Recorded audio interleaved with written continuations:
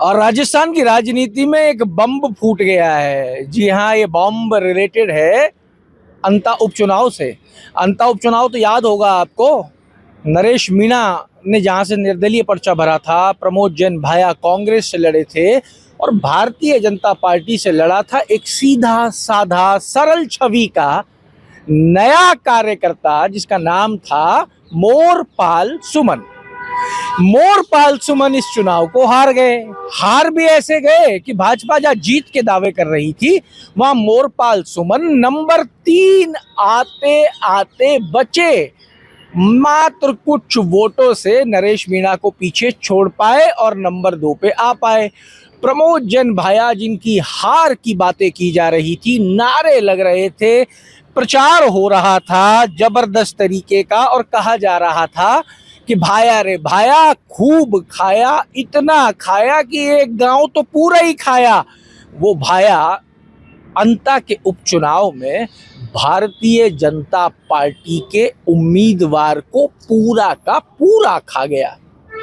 चुनाव का नतीजा आ गया। चुनाव का नतीजा आने के बाद में कई आस टूट गई। सीधे सरल कार्यकर्ता मोरपाल सुमन की भी आस टूट गई, क्योंकि मोरपाल सुमन अगर ये चुनाव जीतते तो वो मंत्री बनते। ये कहना था भाजपा प्रदेश अध्यक्ष मदन राठौड़ का, भरी सभा में दावा कर दिया था उन्होंने, लेकिन वो नहीं बन पाए। नहीं बन पाए तो भारतीय जनता पार्टी जीत की भी समीक्षा करती है तो हार की भी समीक्षा करती है। जीते तो कैसे जीते और हार गए तो क्या कारण रहे जिसकी वजह से चुनाव हार गए। हार की समीक्षा की बात की गई तो मोरपाल सुमन से पूछा गया, भैया हार क्यों गए? तो मोरपाल सुमन ने एक 1.5 पन्ने की चिट्ठी बनाई और वो चिट्ठी बना के वो चिट्ठी उन्होंने दे दी। अब किसको दी अब तक नहीं पता। ये चिट्ठी मोरपाल सुमन की है ये भी अब तक नहीं पता है। पर आज कुछ ऐसा घट गया है, इस चिट्ठी को आए लगभग 48 घंटे का समय हो चुका है और आज कुछ ऐसा घटा है कि ये कहानी हम आपके बीच में लेके आए हैं। आज प्रदेश अध्यक्ष भारतीय जनता पार्टी मदन राठौड़ ने मोरपाल सुमन को उसी कथा कथित चिट्ठी के लिए कारण बताओ नोटिस जारी करके मोहर लगा दी है कि ऐसी कोई चिट्ठी मोरपाल सुमन के द्वारा दी गई है। मोरपाल सुमन ने 12 के जिला अध्यक्ष नरेश सिंह सिकरवार को चिट्ठी लिखी है, जिसमें उन्होंने लिखा है अंता उपचुनाव में हार की समीक्षा रिपोर्ट, ये विषय है। उसके आगे उन्होंने लिखा है पार्टी के द्वारा देरी से टिकट घोषणा करना एक कारण रहा। हार के एक कारणों में एक कारण रहा। पार्टी के प्रमुख पद अधिकारियों द्वारा मिली भगत हुआ जिसमें प्रमुख भूमिका निभाई श्री, ये बहुत बड़े नेता का नाम मोरपाल सुमन ने यहाँ चिट्ठी में लिख दिया है। और आरोप कितना बड़ा लगाया ये भी आप सुन लीजिए कि उनकी पूरी टीम ने प्रत्यक्ष और अप्रत्यक्ष रूप से विरोध किया। काफी बड़ी राशि 12 में बड़े नेताओं को उपलब्ध करवाकर मतदाताओं को प्रलोभन देकर कांग्रेस प्रत्याशी प्रमोद जैन भाया की जीत में मदद की।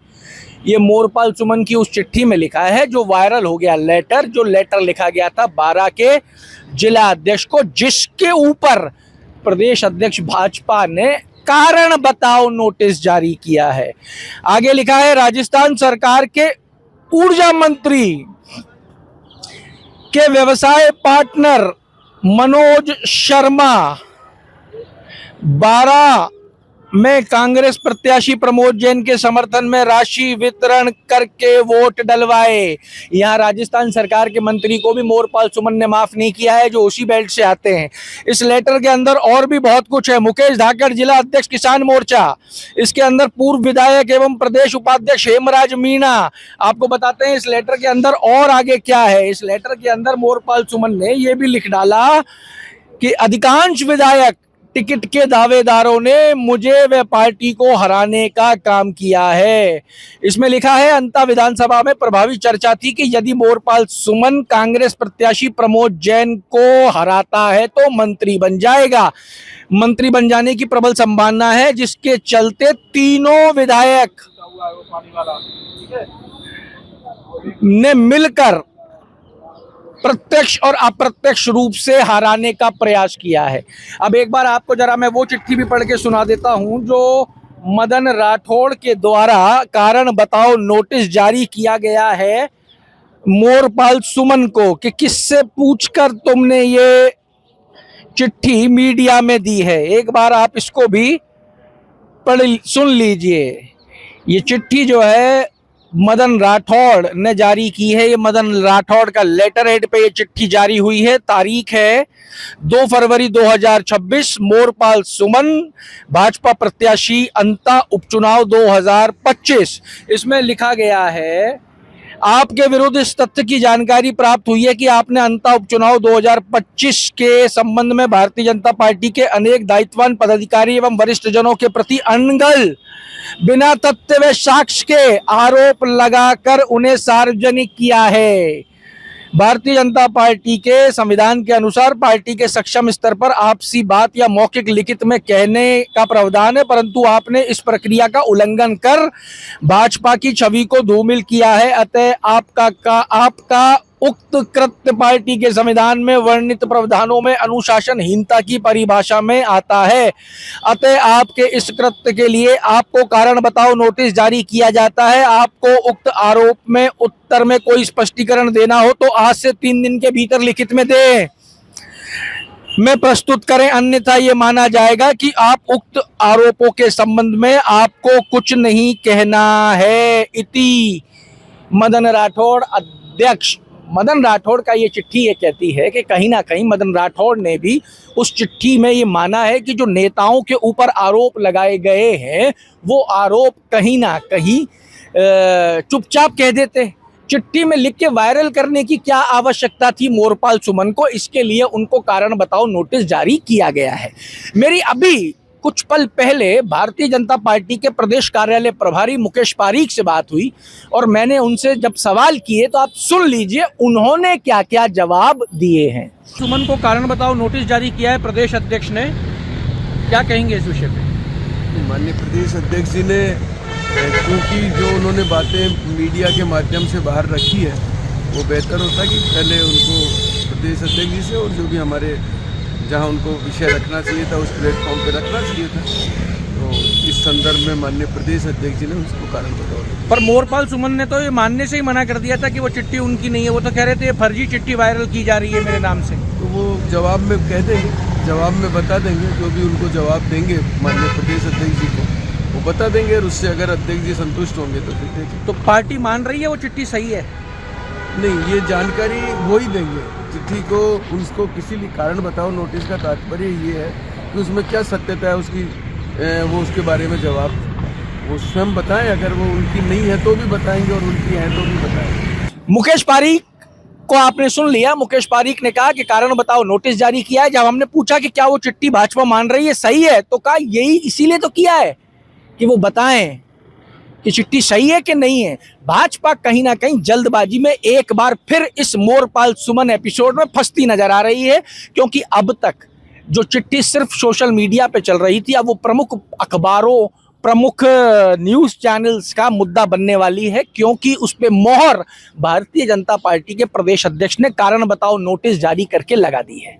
इस चिट्ठी को जब हमें मिला तो हमने इस चिट्ठी के संदर्भ में बात करने का प्रयास किया। सबसे पहला फोन हमने किया नरेश सिंह सिकरवार को, जिला अध्यक्ष हैं बारा के, उनसे जानने का प्रयास किया। उन्होंने कहा कि मैं तो ऑफिस ही नहीं गया, मुझे इस चिट्ठी के विषय में कुछ भी जानकारी नहीं है। दूसरा फोन मैंने किया, वो थे जगबीर छावा, ये प्रभारी हैं बारा के। इन्होंने कहा मैं तो नागौर का रहने वाला हूं, मेरा क्या लेना देना बारा से भाई, मुझे नहीं पता इस चिट्ठी के बारे में। ये हो गए दो प्रमुख व्यक्ति जिन एक को चिट्ठी लिखी गई, दूसरा उस जिले का प्रभारी है, दोनों को नहीं पता था। तीसरे फोन किया प्रताप सिंह को जो एमएलए हैं उसी बेल्ट से। इस चिट्ठी में उनका भी नाम लिखा हुआ है हराने वालों की सूची में, उनको फोन किया गया, उनसे पूछा कि साहब चिट्ठी वायरल हुई है, तो उन्होंने कहा मेरा क्या लेना देना। मैंने जब सवाल किया और उनसे जानने का प्रयास किया कि साहब ऐसा कहा जा रहा है कि अगर मोरपाल सुमन जीत जाता तो वो मंत्री बनता, इससे आप नाखुश थे। उनका जवाब था अपनी मन से ही कोई मंत्री बन जाता है क्या? संगठन और ऊपर वाले तय करते हैं किसको मंत्री बनना है और किसको मंत्री नहीं बनना है। और मैं तो पूरे चुनाव के दौरान 12 जिले में ही नहीं रहा। सवाल ये खड़ा होता है कि 12 जिले में क्यों नहीं रहे। मैंने पूछा उनसे कि आप प्रभावी एमएलए हो वहां के, आप 12 जिले में क्यों नहीं रहे चुनाव के दौरान? पार्टी चुनाव लड़ रही थी कि अकेला मोरपाल सुमन चुनाव लड़ रहा था? चुनाव पार्टी लड़ रही थी, तो आप क्यों नहीं थे? तो वो बोले इसका जवाब आपको चुनाव प्रभारी ज्यादा उचित दे पाएंगे। चुनाव प्रभारी अंता उपचुनाव के जो हैं वो ज्यादा प्रभावी आपको जवाब दे पाएंगे, उनसे पूछे। मैंने कहा कौन है वो बता दें।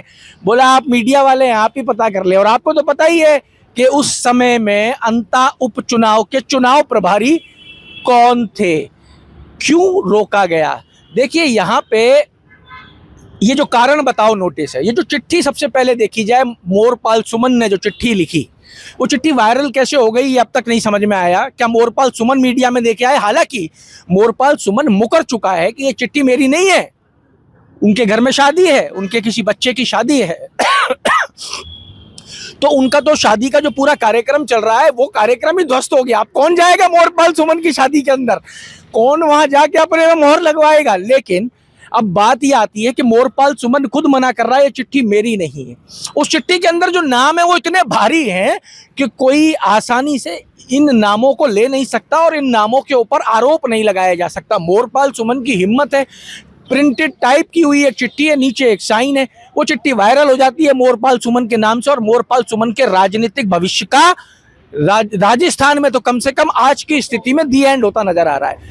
अब ये चिट्ठी क्यों तो वायरल हुई, क्यों इस चिट्ठी को निकाला गया और क्यों प्रदेश अध्यक्ष के द्वारा आज कारण बताओ नोटिस जारी किया गया? क्या प्रदेश अध्यक्ष की भी मंशा है कि उन एक एक नामों के ऊपर मोरपाल सुमन से चर्चा की जाए, या उन नामों से चर्चा की जाए कि क्यों तुम नहीं पहुंचे? ये एक बड़ी राजनीतिक क्या कहेंगे इसको, एक बड़ी राजनीतिक चाल जो है यहाँ नजर आ रही है। यहाँ पे कौन किसके कंधे पे बंदूक रखकर किसका शिकार करने जा रहा है ये देखना बड़ा रोचक होने वाला है। यहाँ राजस्थान से क्या निकलने वाला है। अंता चुनाव हाथ से निकल चुका है, लेकिन अब इस अंता चुनाव के हारने के बाद किस को टारगेट करने का प्रयास किया जा रहा है? क्या चुनाव प्रभारी उस लिस्ट में आएंगे? क्या जिन विधायकों को अंता चुनाव में जाने से रोका गया, क्या उनके ऊपर निशाना साधा जाएगा? क्या उनसे सवाल जवाब किए जाएंगे कि आपने इनको आने से क्यों रोका? क्या इसके लिए नोटिस जारी किया गया है? क्या उन बड़े नामों से पूछताछ की जाएगी? क्या उन बड़े नामों की क्या कहते हैं इंक्वायरी की जाएगी, या वो बड़े नाम दिल्ली के बड़े नामों तक पहुंचा दिए जाएंगे जो अपने आप इंक्वायरी कर लेंगे कि राजस्थान में एक विधानसभा सीट पर क्या घटा? राजस्थान की राजनीति भारतीय जनता पार्टी में जो चल रही है इस टाइम, वो उसके लिए मैं एक ही शब्द काम में लूंगा, धमाकेदार राजनीति चल रही है। गुटबाजियों से ना कभी पहले भाजपा गुटबाजी छुपा पाई है और ना आगे छुपाने की स्थिति में है, पर यह गुटबाजी इस बार शांति प्रिय तरीके से नजर आ रही है और इसको शांति प्रिय तरीके से ही निपटाने का काम भी किया जा रहा है। चिट्ठी वायरल हुई एक एपिसोड, चिट्ठी पे नोटिस मांग देकर जवाब मांगा गया दूसरा एपिसोड, और अब इस जवाब के बाद में जिनके नाम है क्या उनसे भी जांच होगी? क्या ये तीसरा एपिसोड बनेगा?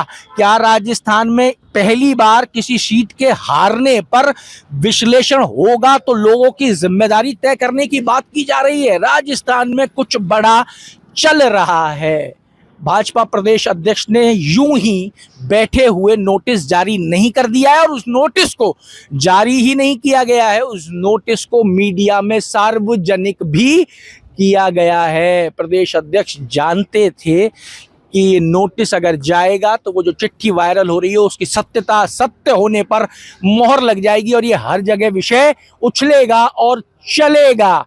क्या यही कारण है कि इसको कारण बताओ नोटिस जारी किया गया है, जिससे वो बड़ा नाम भी खुलकर लोगों के बीच में कहा जा सके क्या कारण है ये देखना बड़ा रोचक होगा। हाँ जी। नरेश जी बोल रहे हैं, जिलाध्यक्ष 12 भाजपा। हाँ हाँ बिल्कुल। नरेश जी नमस्कार, मैं जयपुर से आशीष कुलश्रेष्ठ बोल रहा हूँ, पत्रकार अमर उजाला के लिए। जी भैया। नरेश जी, मेरा आपसे एक छोटा सा सवाल है कि एक चिट्ठी सोशल मीडिया पे वायरल हो रही है, जो ये कहा जा रहा है कि मोरपाल सुमन ने आपको लिखी है चुनाव हार की समीक्षा के रूप में, और उसमें कई बड़े नेताओं के नाम उसके अंदर उन्होंने लिखे हैं। जी जी, ये चिट्ठी आपके पास आई है साहब, ये दी है इस तरीके की? मैं भाई साहब बाहर हूँ, मैं जाके देखूँ कोई ऑफिस में कोई चिट्ठी आई होगी, देखें। अभी तक आपके पास कोई चिट्ठी नहीं आई? नहीं, अभी मेरे पास अभी आपके पास कोई चिट्ठी नहीं है ना? जी ठीक है। हेलो। हेलो। हाँ जगबीर छाबा साहब बोल रहे हैं, हाँ जिला प्रभारी 12 भाजपा। हाँ हाँ जी। नमस्कार साहब, मैं आशीष कुलश्रेष्ठ बोल रहा हूँ, पत्रकार अमर उजाला जयपुर से। अच्छा। एक चिट्ठी आई है साहब मोरपाल सुमन जी की, उन्होंने हार की समीक्षा की एक चिट्ठी जिला अध्यक्ष 12 को लिखी है जी। उस चिट्ठी के विषय में आपसे बात करनी है। उस चिट्ठी को आप किस तरीके से देख रहे हैं, आपका क्या कहना है, क्योंकि उसमें सारे बड़े नेताओं के नाम उनके द्वारा दिए गए हैं। मैंने भाई साहब देखी नहीं चिट्ठी, मैं तो नागौर रहता हूँ। नहीं तो आप प्रभारी हो तो आपके पास चिट्ठी तो आ गई होगी ना, कॉपी तो आपको भी भेजी है? नहीं नहीं, कोई कॉपी नहीं आई मेरे पास। तो जिलाध्यक्ष के पास भी कॉपी नहीं आई, आपके पास भी नहीं आई, पत्रकारों के पास आ गई। और भाई साहब आप जानो, हमने देखी नहीं अभी चिट्ठी। कब वायरल हुई थी? वायरल क्या, तो छपी गई भाई साहब। इधर नहीं आती हमारा। नहीं, पूरे राजस्थान लेवल पे छपी है। क्योंकि उसके अंदर मोरपाल सुमन ने लोकसभा स्पीकर ओम बिरला जी को कारण बताया है हार का, कि उन्होंने प्रत्यक्ष और अप्रत्यक्ष रूप से मुझे हराने का काम किया है। अच्छा। भाई साहब वो तो वही जाने, हमने चिट्ठी पढ़ी भी नहीं है, देखते हैं कौन सी चिट्ठी है ना। साहब प्रताप सिंह सिंघवी जी एमएलए साहब से बात हो रही है? हाँ जी फरमाए। नमस्कार साहब, मैं आशीष कुलश्रेष्ठ बोल रहा हूँ, पत्रकार अमर उजाला से जयपुर से। जी जी जी साहब, एक मोरपाल सुमन जो आप प्रत्याशी थे अंता उपचुनाव के, उनकी एक चिट्ठी जो है वो जिला अध्यक्ष 12 के नाम वो सोशल मीडिया पे वायरल हो रही है। उसके अंदर उन्होंने आपका भी नाम उस चिट्ठी में दिया है और ये आरोप लगाया है कि चुनाव हराने में आपकी भी भूमिका रही। और इसका तो उनको ही पता होगा, मैं तो गया ही नहीं चुनाव में। हाँ, वो ये कह रहे हैं कि मैं मंत्री बन जाता, चुनाव जीतता तो मैं मंत्री बन जाता, तो इसलिए 12 के तीनों विधायकों को ये लगा कि मुझे मंत्री नहीं बनने देना है, इसलिए मेरे को हराने में महत्वपूर्ण भूमिका निभाई गई। और भी कई बड़े नेताओं के नाम दिए गए हैं। बड़े नेताओं से पूछो सर, मैं तो वहाँ चुनाव में 12 जिले में मेरे ना तो कहीं लगाया ना कुछ किया, मैं तो गया ही नहीं। हाँ, और ये मनगढ़ंत बात है। मंत्री कोई अपने मन से थोड़ी बनता है, ये तो सीनियर लीडरों को फैसला होता है, संगठन का, सत्ता का, जो बने किसको बनाएंगे किसको नहीं बनाएंगे। ठीक बात है साहब। जी तो आपका कोई लेना देना नहीं है जनता के उपचुनाव से? सर, मुझे बुलाया ही नहीं, मुझे बिल्कुल दूर रखा गया चुनाव प्रचार से।